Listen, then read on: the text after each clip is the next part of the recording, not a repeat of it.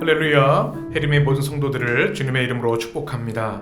4월 26일 화요일입니다. 오늘도 하나님의 크신 은혜와 평강이 우리 모든 성도들에게 함께 하시기를 축복합니다.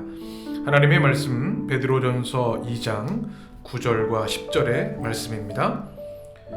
그러나 너희는 택하신 족속이요 왕같은 제사장들이요 거룩한 나라요 그의 소유가 된 백성이니 이는 너희를 어두운 데서 불러내어 그의 기이한 빛에 들어가게 하신 이의 아름다운 덕을 선포하게 하려 하심이라.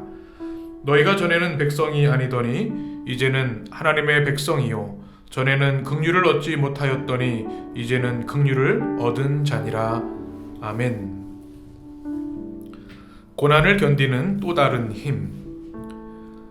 베드로전서는 핍박을 받고 있는 신앙 공동체에게 쓴 베드로의 위로와 격려의 편지입니다. 베드로는 편지 첫머리에서 고난받는 이들을 하나님의 택하심을 받아 흩어져 살고 있는 나그네라고 부릅니다.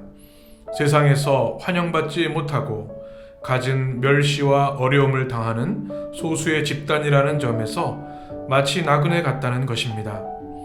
또한 베드로는 지금 그들이 세상에서 나그네처럼 살아가는 이유가 하나님께서 하나님의 목적을 이루시기 위해 그들을 친히 선택하고 불러 보내셨기 때문이라고 단언합니다.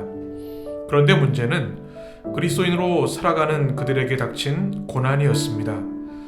죄를 저지르고 잘못을 해서 고난을 받는 것은 당연한 일이지만 신앙을 이유로 고난을 받는 것은 버텨내기도 극복하기도 참 어려운 일입니다. 하지만 베드로는 그리스도인으로 살아가면서 받는 고난은 믿음을 연단하는 도구이며 오히려 하나님은 그런 고난과 시련을 통해 성도들을 칭찬과 영광과 존귀에 이르게 하실 것이라고 말합니다.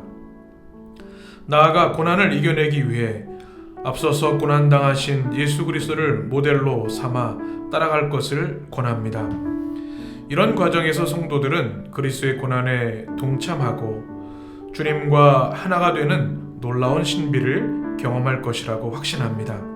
이런 그리스도인의 정체성과 세상과 구별된 삶의 방식을 베드로는 택하신 족속이요 왕같은 제사장들이요 거룩한 나라요 그의 소유가 된 백성이라고 말합니다. 고난을 견디고 이기게 하는 또 다른 힘은 분명한 자기 정체성에 있습니다. 복잡하고 혼란한 시대일수록 내가 누구인지 그리고 내가 무엇을 지켜야 하고 또 어떤 것을 하지 말아야 하는지를 확실하게 인식해야 합니다. 최고의 가치를 지키는 것은 자신만의 특별한 정체성을 지키는 것에서 시작합니다. 앞으로 우리에게 닥칠 가장 큰 시련과 위협은 바로 내가 지켜야 할 그리스도인으로서의 정체성과 관련된 것입니다. 그것은 이미 시작되었습니다. 이제 남은 것은 앞서가면서 부르신 분의 부름을 따라 살아가는 것입니다. 아멘. 함께 기도하겠습니다. 참 좋으신 사랑의 하나님, 오늘도 주의 은혜와 말씀과 성령으로 우리와 함께 하시고 우리의 찬양과 경배를 받아주시니 주님 감사와 찬양을 올려드립니다. 힘들고 어려운 시대를 살아가는 이 시대의 성도들을 주님 긍휼히 여겨주시고 은혜와 말씀으로 위로해 주시기를 원합니다. 베드로전서의 말씀처럼 힘들고 어려운 고난의 삶을 살아간다 할지라도 우리가 하나님의 거룩한 백성이요 택하신 족속이요 왕같은 제사장이라는 사실을 잊지 않게 하여 주셔서 거룩한 믿음의 정체성으로 세상을 이기며 믿음으로 전진하게 하여 주옵소서. 오늘 하루도 해림의 모든 성도들을 주님께서 은혜의 팔로 품어주시길 원합니다. 주님의 권능으로 보호해 주시길 원합니다.